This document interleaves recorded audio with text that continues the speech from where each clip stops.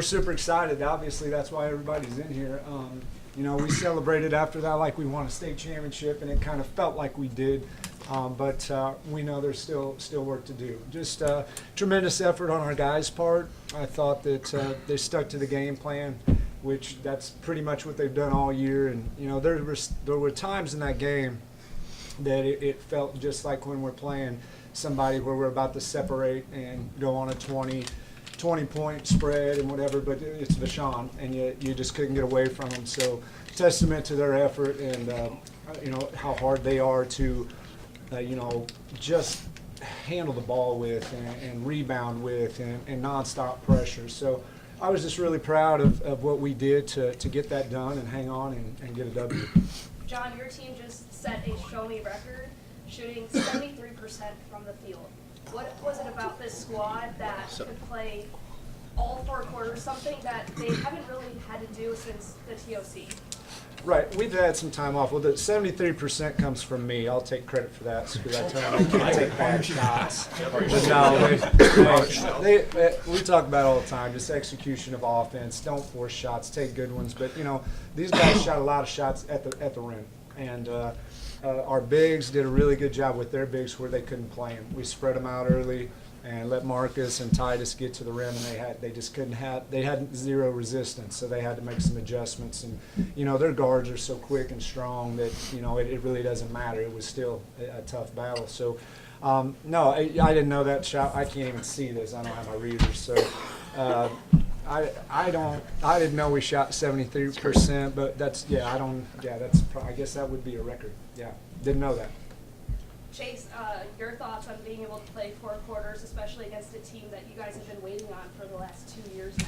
I mean, the W feels great. I mean, this is something that we've, you know, been working for all year, and we kind of took in accountability in the off season. So I feel like it's, you know, something that we, you know, pride ourselves on as this is who we wanted to play. I mean, the past 2 years we've been short, and we really wanted to get that state championship game. So I feel like, you know, finally getting there feels great, but now we just got to go, you know, handle business. Marcus, you're sitting on 4 fouls there. How did you stay poised throughout the end of that game? No, I knew I just had to come in and do what I had to do to keep my teammates up, keep their energy going. After I came out, I wasn't too worried. Bo came in, did a great job. He walled up, fought for rebounds, got everything he needed to do. I don't know why some of you are laughing. You're scared. Yeah, you guys try to talk. You guys just pipe down back there. Shook, we said Peanut gallery. you guys were the same team. We saw out there, we've seen all year. You didn't come in, look nervous. You didn't come in, change up your style. How is it? How do you get prepared for a game like this and continue to be that same Wildcat team and play your role?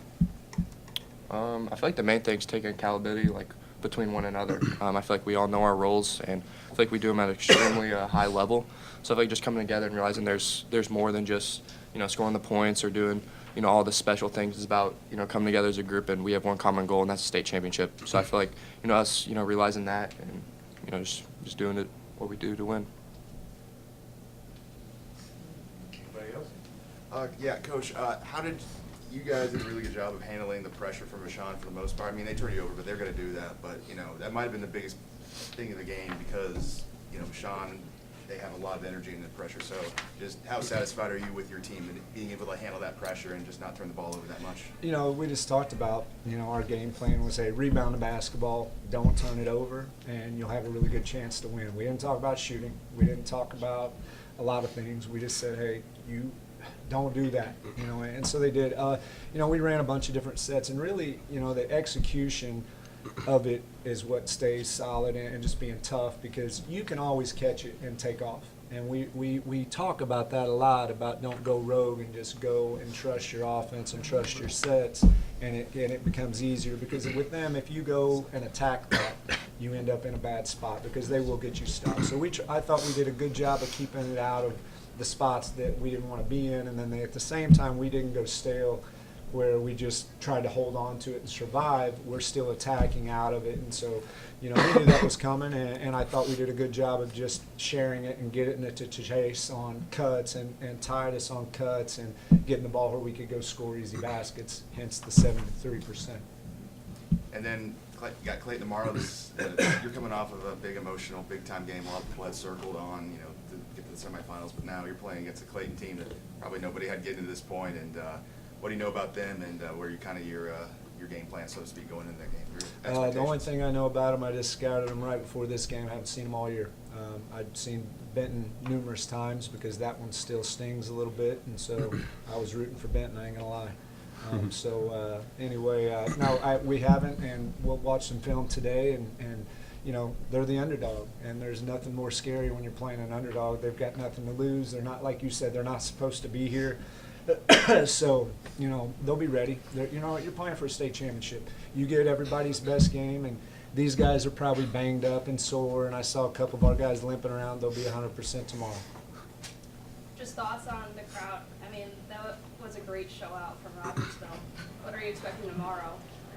You know, the same. Obviously, you're playing for a state championship, and I'm sure the people that are here are going to be here tomorrow because I'm sure they're staying the night and not driving back. And then I know a lot of people that were, you know, we'll come up when you play for a state championship. And I'm like, okay, well, okay, that may not happen. But so, no, our crowd's been awesome, and they were a big part of the energy these guys had.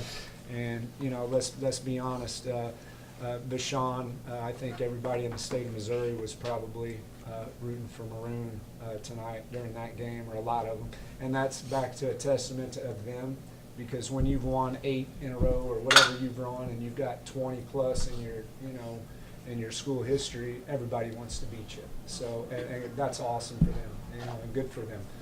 So I would just like to be, you know, I'd like to be hated too. It's okay. Marcus, how long do you get to celebrate this win before coach is getting you directed towards tomorrow? About 30 minutes.